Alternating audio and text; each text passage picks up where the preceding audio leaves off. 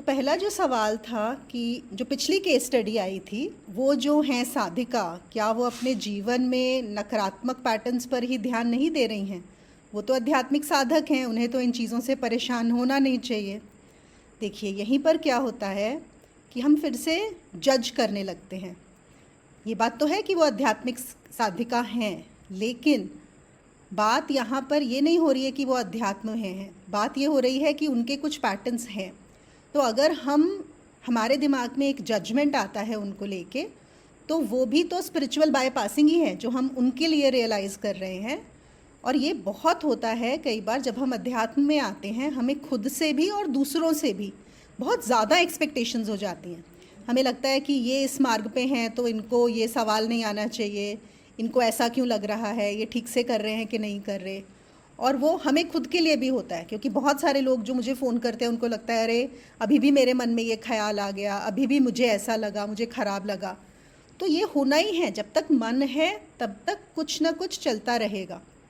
और हमारा जो केस स्टडी करने का जो पर्पस है वो यही है कि हम अपने पैटर्न्स को पहचान सकें, हम उन्हें बाईपास ना करें। हम ध्यान दें कि अभी भी हमें कौन सी चीज़ें परेशान करती हैं, चाहे वो पुरानी है चाहे वो नई है। जैसे उस केस स्टडी में उन्होंने बहुत सारी पुरानी बातों का जिक्र किया है, तो तभी तो अगर हम उन्हें देख पाएंगे कि हाँ, मुझे आज भी उनके बारे में सोच के अगर परेशानी होती है, मुझे लगता है अभी भी एक नए ढंग से वही पैटर्न मेरी ज़िंदगी में आ रहा है, तो तभी तो पहचान कर ही तो हम उसके ऊपर कुछ कार्य कर पाएंगे, नहीं तो हम कर ही नहीं पाएंगे। तो इसलिए हम सबको इस चीज़ का ध्यान रखना है कि हम ये जो केस स्टडीज़ ले रहे हैं, हाँ ठीक है, ये आध्यात्मिक ग्रुप है, हम यहाँ पर उसी की बात करते हैं, लेकिन अध्यात्म में भी आगे बढ़ने के लिए बहुत ज़रूरी है कि हमारे अंदर जो अशुद्धियाँ हों हम उन्हें देख सकें, जान सकें और आगे बढ़ सकें। तो अगर हम उन्हें इग्नोर करेंगे तो वो और बड़ी होती जाएंगी, और बड़ी, वो अलग अलग रूप धारण करती रहेंगी और आती रहेंगी हमारी ज़िंदगी। दूसरा जो सवाल आया था कि, और ये मुझे बहुत अच्छा लगा कि किसी ने सोचा कि कोई कॉमन पैटर्न है जो बहुत ज़्यादा देखने को मिलता है। हाँ, एक पैटर्न है विक्टिम होना, जो विक्टिमहुड होता है ना, या फिर पुअर मी पैटर्न। तो उसमें ऐसा ही लगता है हमेशा कि मेरे साथ बहुत बुरा हो रहा है। यहाँ पे जैसे तुमने बोला कि लोग ये बोलते हैं कि मैंने दूसरों का अच्छा किया और मेरे साथ उन्होंने बुरा किया, या फिर मेरे साथ ही हमेशा बुरा होता रहता है। होता क्या है इस पैटर्न में, अहंकार को ना बड़ा अच्छा लगता है, इससे अहंकार बड़ा होता है। अहंकार को जब लगता है ना, अरे वाह, मैं अकेला, मैं बेचारा, मुझसे तो कितना सारा मेरे पास दुख है, दुख के बारे में सोच के भी, बेचारियत के बारे में सोच के भी वो जो पैटर्न है ना, उसको बड़ी एक पुष्टि मिलती है। मतलब उसके लिए खाना है, अहंकार जो है उसके लिए बेचारापन खाना होता है। तो आप सोच सकते हो, इसलिए लोग इससे बाहर भी नहीं आना चाहते, और ऐसे लोगों को आप जितना भी बताते रहो कि नहीं ऐसा नहीं है, वो फिर वापस उसी में घुसना चाहते हैं, और बड़ा मुश्किल होता है इसमें से लोगों को बाहर निकालना। और ये भी जो होता है ना, बेचारेपन से भी लोग, आप देखो, अपनी सिंपैथी स्टोरीज सुनाते हैं। आपने देखा है कोई जो बड़े बीमार रहते हैं या कुछ, उनको बड़ा अच्छा लगता है बार बार बताना, अरे मुझे ये बीमारी है, अरे डॉक्टर के पास गए थे, इतने चक्कर लगा चुके, इस हॉस्पिटल में भी दिखा दिया, उस हॉस्पिटल में भी दिखा दिया, उस डॉक्टर को भी दिखा दिया। मतलब उनको बड़ा अच्छा लगता है ये सब जो है ना। इससे भी क्या होता है, उनको अटेंशन मिलती है, उनको लगता है हम अटेंशन गेन कर रहे हैं, और तो कुछ आता नहीं है कि हाय देखो मैं कितना दुखी हूँ और सब लोग मुझे सिंपैथी दे दें। एक वो बड़ा मार्टिर वाली फीलिंग आती है। और एक और इनकी बड़ी स्पेशल खास बात क्या होती है, जो विक्टिम कैटेगरी के होते हैं, मेंटालिटी के, उनको ज़रा सा भी जो क्रिटिसिज्म होता है वो पसंद नहीं आता। अगर आप उनको थोड़ा सा क्रिटिसाइज़ कर दो, या अगर उनको ऐसा लगता है कि दूसरे उनको समझे नहीं, तो वो बहुत ज़्यादा विड्रॉ कर जाते हैं इमिजिएटली, और कई बार ड्रामेटिक हो जाते हैं। मतलब बहुत ज़्यादा, आपने देखा होगा ना कुछ लेडीज़, ये वैसे लेडीज़ में ज़्यादा होता है, ड्रामा बहुत करने वाले होते हैं काफ़ी। और एक और उनको क्या लगता है कि मुझे कोई नहीं समझता, बस मुझे सिर्फ मैं ही समझता हूँ, और सब लोग मुझे मिसअंडरस्टैंड करते हैं, मेरे साथ ही बुरी चीज़ें होती हैं, मेरा ही लोग फ़ायदा उठाते हैं। और उनकी ये जो नेगेटिव फीलिंग्स हैं ना, उसको इतनी ज़्यादा इम्पोर्टेंस देते हैं। उनको लगता है वो जो फील करते हैं बस वही है, उनको जो भाव आ रहा है ना बस वही बड़ा इम्पॉर्टेंट है। बहुत ज़्यादा फीलिंग के अंदर घुस जाते हैं, बुद्धि का इस्तेमाल बहुत कम होता है। तो ये प्रॉब्लम काफ़ी ज़्यादा विक्टिमहुड में रहती है। जैसे मैंने बोला कि उनको निकालना बड़ा मुश्किल होता है, उससे खुद को ही ये होना बड़ा ज़रूरी है कि रिकग्नाइज़ करना कि मेरे अंदर ये है और अब मुझे इससे बाहर आना है, ये बहुत ज़रूरी है। जब तक उनको खुद को नहीं लगेगा तब तक बहुत मुश्किल है उनको उससे बाहर निकालना। फिर जो तीसरा सवाल था वो भी इसी से ही रिलेटेड है एक्चुअली, कि जैसे किसी ने मुझसे पूछा कि मैं वैसे विक्टिम तो नहीं थी, लेकिन क्योंकि दूसरों ने मेरा इस्तेमाल किया, मुझे मैनिपुलेट किया, मुझे बुली किया, उसकी वजह से मैं विक्टिम हो गई, पहले नहीं थी। तो ये जो एक सोचना है, देखो यहाँ पर क्या एक गलती हो रही है सोच में, कि मैं ऐसी नहीं थी लेकिन दूसरों की वजह से मैं ऐसी हो गई हूँ। तो ऐसा नहीं होता कि आप किसी दूसरे की वजह से ऐसा हो जाते हो, आपके जो पैटर्न्स होते हैं वो रहते ही हैं। बस एक अभी तक कोई सिचुएशन नहीं आई थी जिसके अंदर वो आपका पैटर्न, वो विक्टिमहुड आपको नज़र आता। अभी क्या हुआ, एक सिचुएशन ने उस चीज़ को रिवील कर दिया। इसको हम ऐसे भी समझ सकते हैं, जैसे हम बोलते हैं कि मुझे गुस्सा नहीं था, उसकी बातों की वजह से मेरे अंदर गुस्सा आ गया। तो ऐसा नहीं है कि किसी ने बात की तो आपके अंदर से वो बाहर आया, कोई और रीज़न बना उस चीज़ के आने के लिए, वो आपके अंदर पहले से ही था। जो आपके अंदर होगा वही बाहर की सिचुएशन आपका बाहर निकालेगी। तो आपके अंदर गुस्सा था जो एक सिचुएशन में बाहर आया, जो किसी और की वजह से बाहर आया, लेकिन था तो आप ही के अंदर ना। देखो क्या होता है, अब हम एक बहुत सिंपल एग्जांपल मैं आपको बताती हूँ। जैसे कोविड हुआ था, सबने एक्सपीरियंस किया है, सब कोविड से गए हैं। कोविड के समय में ये था कि जो लोग परेशान होते हैं, बहुत ज़्यादा दुखी होते हैं, वो क्या हुआ, वो और ज़्यादा परेशान हो गए। जो लोग विक्टिम टाइप फील करने लगे वो और भी ज़्यादा, जिनको डॉक्टर्स से बात करनी है, 10 लोगों से बात करनी है, वो 10 लोगों से बात करने लगे। कुछ लोग चेक करने लगे, अच्छा हम अपने घर में स्टॉक कैसे करें, हर चीज़, मेडिसिन, सामान, ऑक्सीजन सिलेंडर, हम क्या तैयारी करके रख लें कि कल को क्या हो जाएगा, और बहुत नेगेटिविटी में चले गए। और कुछ लोग जो थे वो बिल्कुल शांत हो गए, उन्होंने बोला अच्छा ये समय ख़राब है, चुपचाप बैठो, हम तो ध्यान करेंगे। किसी ने सोचा मैं अपने समय का कैसे अब इस्तेमाल करूं, अभी तो कुछ नहीं हो रहा है, सब कुछ बंद है, बाहर सब है, मुझे घर में रहना है, अब मैं क्या सीखूं, मैं इस समय का सदुपयोग क्या करूं। तो सिचुएशन तो एक ही थी सबके ऊपर, अलग अलग नहीं थी, एक ही सिचुएशन आई, लेकिन हर किसी ने अलग रिएक्शन दिया उस सिचुएशन का। इससे हमें क्या पता लगता है, इससे यही पता लगता है कि हमारे अंदर जो होता है, सिर्फ एक सिचुएशन उसी हमारे अंदर की चीज़ को बाहर लेके आती है। तो अगर मैं विक्टिम पहले से ही, मेरे अंदर टेंडेंसीज़ हैं क्या सोचने की कि मेरे साथ बुरा होता है, तो कोई भी सिचुएशन वही चीज़ मेरे लिए बाहर लेके आएगी। अब यहाँ पे हम सबको रिफ्लेक्ट करना बहुत ज़रूरी है कि जब हमारे ऊपर कोई मुश्किल की घड़ी आती है तो हम कैसे बिहेव करते हैं, हमारा रिएक्शन क्या होता है। क्या हम 10 लोगों को फ़ोन करने लग जाते हैं, क्या हम परेशान होने लग जाते हैं, या फिर क्या हम अपने अंदर जाते हैं, हम क्या करते हैं उन सिचुएशंस में, वो भी हमें हमारा पैटर्न बताएगा कि हम क्या कर रहे हैं। और जैसे मैंने बोला कि विक्टिमहुड, यहाँ पे भी वही बात हो रही है। ज़्यादातर सबको यही लगता है कि हम जो हैं विक्टिम दूसरों की वजह से बने। हाँ, कई बार सिचुएशंस होती हैं बहुत सारी जो काफ़ी आपको परेशान करती हैं, लेकिन फिर भी जैसी भी सिचुएशन हो, जो आपके अंदर है वही बाहर आएगा। एक मुझे ध्यान है, कुछ 2-3 साल पुरानी बात है, मेरे रिश्तेदारों में हम लोग वहीं थे, मैं दिल्ली गई हुई थी। तो हमारी घर की एक लड़की थी, उसका रिश्ता हुआ था, एंगेजमेंट हुई थी और फिर टूट गई। तो वहीं पे कुछ लोगों ने, उसमें से 2-3 लोग थे जिन्होंने रोना शुरू कर दिया वहीं पे बैठे बैठे कि हाय लड़की की एंगेजमेंट टूट गई और अब क्या होगा, दोबारा इतनी मुश्किल से हुआ था, कहाँ से लड़का मिलेगा, पूरा रोना धोना चालू, खाना नहीं खाना, जैसे घर में कुछ बहुत ही बड़ी प्रॉब्लम हो गई हो। कुछ लोग लड़के वालों के अगेंस्ट बोलना शुरू कर दिया कि कैसे हैं, हमें तो पहले से ही ख़राब लग रहे थे, उन पे केस करना चाहिए, ये होना चाहिए, वो होना चाहिए। और कुछ लोग बोल रहे थे कि अरे कितना अच्छा हुआ कि पहले यहीं पे ही बात यहीं पे ख़त्म हो गई, एंगेजमेंट के बाद, अभी शादी नहीं हुई थी, शादी हो जाती तो क्या होता। तो एक ही चीज़ है, कोई इसको पॉजिटिवली ले रहा है, कोई नेगेटिवली ले रहा है, तो वहाँ पे सबके पैटर्न समझ में आते हैं। या आप लोग ध्यान देना, कोई भी, और स्पेशली जब इस तरह का माहौल होता है ना, जब बहुत सारे रिश्तेदार इकट्ठे होते हैं, पूरी फैमिली होती है, आप देखो कि हर कोई कैसे कैसे बिहेव कर रहा है उसी चीज़ को लेके, वहीं पे आपको सबके पैटर्न्स रिवील हो जाएंगे। और एक विक्टिम मेंटालिटी में जब हम आते हैं ना, हमारा मन हमारे साथ ऐसे खेलता है गेम, और ये मन ही खेलता है हमारा, और किसी को कहने की ज़रूरत नहीं है, कि हमें लगता है कि हमारे साथ बुरा हो रहा है और हम ये नहीं देख पाते कि हम दूसरे के साथ कैसे कर रहे हैं, हम अपना बिहेवियर देख ही नहीं पाते। वो मन जैसे ना एक तरह से वो ब्लिंकर्स लगा देता है कि अपना सारा छुप जाता है और सिर्फ दूसरे का नज़र आता है, सिर्फ आपको वन साइडेड व्यू ही नज़र आता है। तो वो माइंड ऐसे काम करता है। तो इसलिए बहुत ज़रूरी होता है वहाँ पे सचेत हो जाना और समझना कि क्या सिर्फ दूसरा ही कर रहा है या मेरा भी कोई रोल है इसके अंदर। और जिस दिन आपको अपना रोल भी दिखाई देने पड़ जाएगा ना, ये दिखेगा कि मैं भी क्या कर रहा हूँ, मैंने भी क्या क्या किया है इस चीज़ को बढ़ाने के लिए, उस दिन समझो आपकी जो स्वस्थ होने की यात्रा है वो शुरू हो जाएगी, उन पैटर्न से फ्री होने की यात्रा शुरू हो जाएगी। क्योंकि हम भी सपोर्ट करते हैं, हमारा बिहेवियर सपोर्ट करता है उन पैटर्न्स को।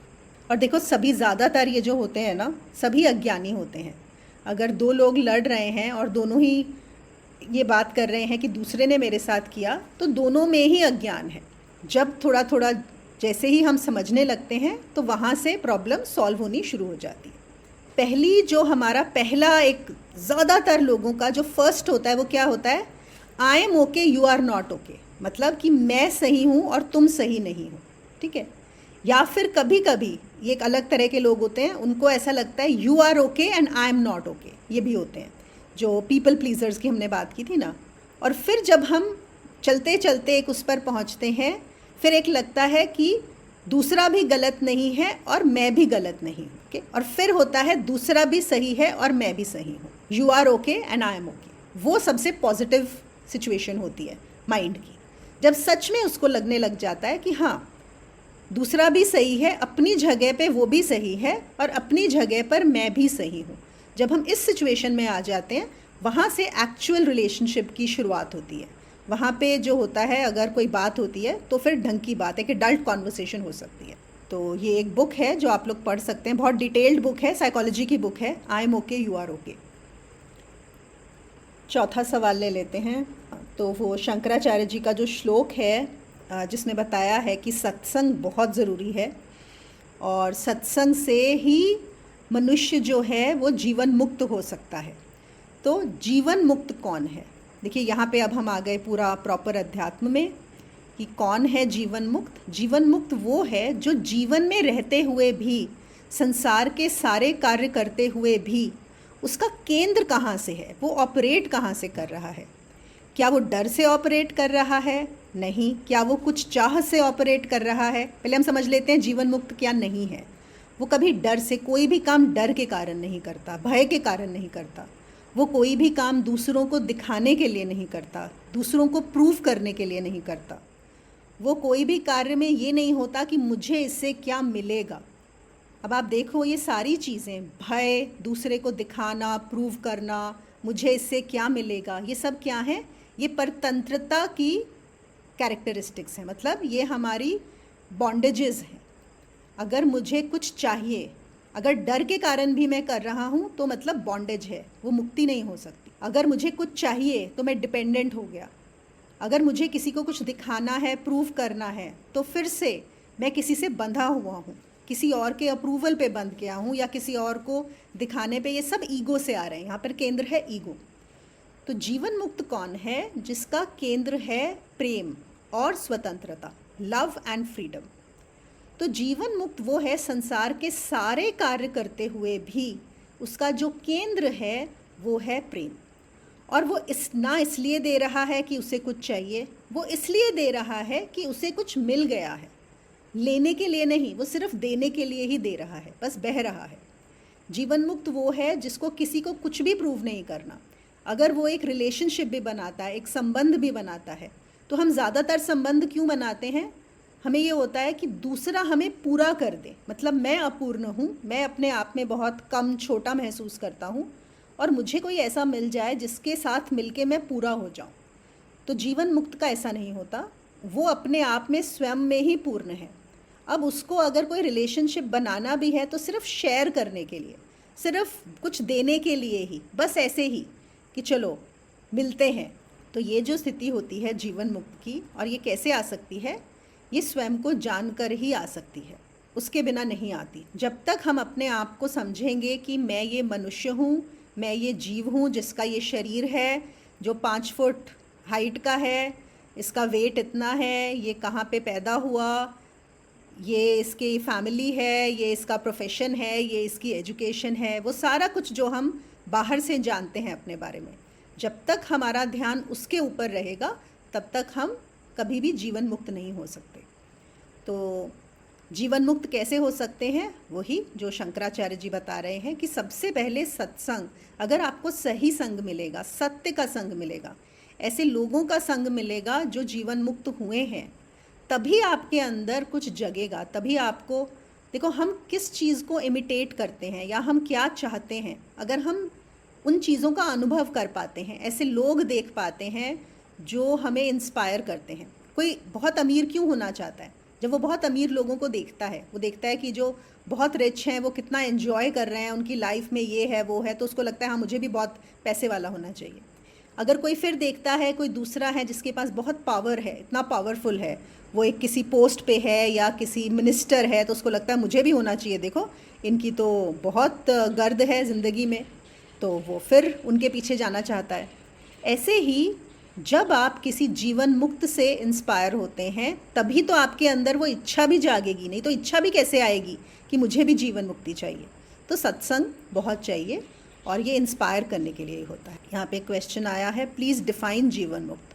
हाँ, अभी मैंने जीवन मुक्त के बारे में बताया। जो डिफ़ाइन अगर हम इस चीज़ को बोलेंगे तो जीवन मुक्त हम ऐसा बोल सकते हैं, एक ऐसा इंसान जो इस संसार में पूरी तरह से जी रहा है, पूरी तरह से एंगेज्ड है, लेकिन जो भी चल रहा है उससे इन्फ्लुएंस नहीं होता, मतलब उससे अफेक्ट नहीं होता। चीज़ें होती हैं, उसके साथ अच्छे चीज़ें भी होती हैं, ख़राब चीज़ें भी होती हैं। संसार जैसा है वैसा ही चलता है। ऐसा नहीं है कि जीवन मुक्त की ज़िंदगी में परेशानियां आनी बंद हो जाती हैं, लेकिन वो उन परेशानियों से या उनसे घबराता नहीं है, परेशान नहीं होता, उनसे जूझता है, जो करना है वो करता है, जीतता भी है, हारता भी है, लेकिन जो रिजल्ट्स आते हैं उनसे अफेक्ट नहीं होता। एक तरह से वो जो हम बोलते हैं ना कि एक समता का भाव आ जाता है कि हाँ जो है वो स्वीकार है। वो कोशिश ज़रूर करेगा, अगर ज़िंदगी में अगर दर्द हो रहा है तो वो कोशिश ज़रूर करेगा। ये नहीं है कि दर्द को सहता रहेगा, कि अगर उस दर्द के लिए कोई निवारण है तो बिल्कुल ज़रूर, क्यों नहीं, उसके लिए देखो कि क्या इलाज है। लेकिन अगर नहीं मिलता है, नहीं हो पाता है, तो उसको एक्सेप्ट करेगा। उसको दर्द होता है लेकिन दुख नहीं होता। देखो दर्द और दुख में बहुत फ़र्क है। दर्द हुआ पेन और दुख हुआ सफरिंग। पेन क्या होता है कि ये मेरे साथ जो भी हुआ, सपोज़ मुझे हाथ पे चोट लग गई तो दर्द होने ही वाला है, हाथ पे चोट लगी है तो। और दुख क्या हो जाता है, मेरे हाथ पे चोट क्यों लगी, किसने मुझे मारा, क्यों उसने मुझे मारा था, ऐसा क्यों होना चाहिए था, मेरे साथ ही ऐसा क्यों हुआ। तो ये हम उस चीज़ को जब रिपीट करते रहते हैं, हमारा माइंड जब एक चीज़ को बार बार रिपीट करता है तो वो दुख बन जाता है, वो सफरिंग हो जाता है। और अगर हम देखेंगे हमारे ज़्यादातर जो दर्द होते हैं वो इतने बड़े नहीं होते, वो दर्द को हम दुख में कन्वर्ट कर देते हैं, वो परेशान करते हैं हमें कि ये हमारे साथ हुआ ही क्यों, उसके साथ तो नहीं होता, मैं तो इतने अच्छे कार्य करता हूँ, दूसरा तो इतने खराब कार्य करता है, उसके साथ नहीं हुआ, मेरे साथ ये हो गया। बस हम इन्हीं चक्रों में घुस जाते हैं। तो जीवन मुक्त वो है जो संसार में रहते हुए भी न्यूट्रल भाव में संसार के सारे कार्य करता है। काजल ने पूछा है, क्या साक्षी भाव ही जीवन मुक्ति है? अगर साक्षी भाव हो गया है तो हाँ, जीवन मुक्त ही साक्षी भाव में हो सकता है, ऐसा डाल सकते हैं। जब तक आप, और जीवन मुक्त कैसे होगे, जब आपको आत्मज्ञान हो जाएगा, और आत्मज्ञानी ही साक्षी भाव में रह सकता है। बिना उसके साक्षी भाव बस सिर्फ हमारी बुद्धि उसका एक मतलब निकाल लेगी कि साक्षी भाव क्या होता है, लेकिन हम समझेंगे नहीं उस चीज़ को। फिर जो आखिरी सवाल आया था, सभी मनुष्यों में केवल एक आत्मा कैसे हो सकती है, ये कई बार ये सवाल आता है, वैसे मैं बहुत बार इसका जवाब दे चुकी हूँ। और ये कंडीशनिंग ही है, क्योंकि हमने ऐसा ही सुना है कि बहुत सारी आत्माएं होती हैं और जब किसी की मृत्यु हो जाती है तो उसकी आत्मा निकल जाती है, और फिर हम मैसेज में बोलते हैं कि भगवान उसकी आत्मा को शांति दें। तो हमें ऐसा ही लगता है कि बहुत सारी आत्माएं हैं, हम सब जो हैं, हम सब के अंदर अलग अलग आत्मा है। अब जब हम एक ये सुनते हैं एक ही आत्मा एक ही है, तो बड़ी हैरानी होती है। क्यों? क्योंकि हमने एक इमेज बनाई हुई होती है। अब देखो, अब वैसे तो इतना मुश्किल नहीं है समझना, अगर बस अपनी एक इमेज चेंज करनी होती है। देखो हम सब के अंदर, हम चलो आप जहाँ एक घर में बैठे हुए होंगे, आप सब लोग, उस घर में बहुत सारे लोग होंगे। अब सब के अंदर जो हवा है, क्या हम बोल सकते हैं कि एक ही है, या जो स्पेस है वो एक ही है, जो आपके अंदर है बाहर है, वही हवा जो आपके शरीर के अंदर गई और बाहर आई, अगर हम ये सिर्फ एलिमेंट्स से ले लें तो भी हम देख सकते हैं कि एक ही है, वही हवा सर्कुलेट हो रही है। हम ये नहीं बोल सकते ये मेरी हवा ये तेरी हवा अलग है। क्या पता वही सांस जो अभी मेरे अंदर से निकल के गई है वही मेरे घर में किसी दूसरे के अंदर अभी गई है, तो अब वो मेरी हवा हुई कि उसकी हवा हुई। या हम जिस स्पेस में जो आकाश है, क्या आकाश अलग अलग है? एक ही आकाश में सब कोई है। क्या हम ऐसे कह सकते हैं मेरा आकाश अलग है तेरा आकाश अलग है? ये जो एलिमेंट्स हैं, ज्योति ने लिखा है पंच तत्व सब में एक ही हैं। हाँ, एक ही उसके हैं। चलो फिर भी हम अर्थ को या पानी को तो हम थोड़ा अलग कर सकते हैं फिर भी, लेकिन हम अग्नि को भी, चलो हम इसलिए क्योंकि हमें अलग अलग जगह पे नज़र आती है अग्नि, तो हम उसको भी चलो मान लिया एक बार। वैसे तो सब एक ही है पर फिर भी चलो अलग मान लिया, लेकिन हवा और आकाश तो एक ही है। अब अगर हम देखें एक पेड़ उगता है, ठीक है, वो पेड़ के नीचे क्या है? एक बीज, एक ही बीज से पूरा का पूरा पेड़ उगा है। अब उस पेड़ में जो तना है वो अलग है, जो उसकी ब्रांचेस हैं वो अलग हैं, बार्क अलग है, पत्तियाँ, फूल, फल सब अलग अलग। और देखो एक बहुत बड़ा पेड़ होगा जो चारों तरफ फैला हुआ होगा। अब जो उसकी पत्तियाँ हैं अलग अलग पत्तियाँ हैं, अब हर पत्ती को लगेगा कि मैं अलग हूँ, और उनको बोलो कि तुम सब एक ही पेड़ के हो, हैं तो एक ही पेड़ में। अगर एक पेड़ में 1,00,000 पत्तियाँ हैं, वो हैं कहाँ पे? उनके नीचे क्या है? एक ही पेड़ है और वो एक ही बीज से आए हुए हैं सब के सब। सब हाँ दिख रहा है, सब अलग अलग है। तो ये छोटे छोटे एग्जाम्पल से भी हम समझ सकते हैं। बिल्कुल ऐसे ही आत्मा एक ही है। हम सब इतने सारे लोग अलग अलग, मतलब कितनी सारे इंसान हैं, सब अलग नज़र आ रहे हैं, लेकिन अगर पीछे पीछे जाते जाएंगे तो एक ही रहेगा। फिर एक और तरीके से हम ऐसे समझ सकते हैं कि ये जो धरती है, हम बोलते हैं मेरा घर तेरा घर, ये सोसाइटी अलग वो सोसाइटी अलग। वो कहाँ है? वो बाउंड्रीज किसने डिफाइन की हैं? एक एरिया में ही आपके घर बंगलो अलग अलग हो जाते हैं, फिर वो एरिया अलग अलग हो जाते हैं, फिर वो टाउन अलग हो जाता है, पुणे अलग हो गया, बॉम्बे अलग हो गया, उसके बाद महाराष्ट्र अलग हो गया, मध्य प्रदेश अलग हो गया, इंडिया अलग हो गया और बांग्लादेश अलग हो गया। लेकिन अगर हम नीचे जाएं तो धरती एक ही है, एक ही धरती पे सब कुछ है। तो ऐसे ही आई होप ये क्लियर हो गया होगा, एक ही आत्मा है, उस एक ही आत्मा ने अलग अलग अलग अलग रूपों में नज़र आ रही है।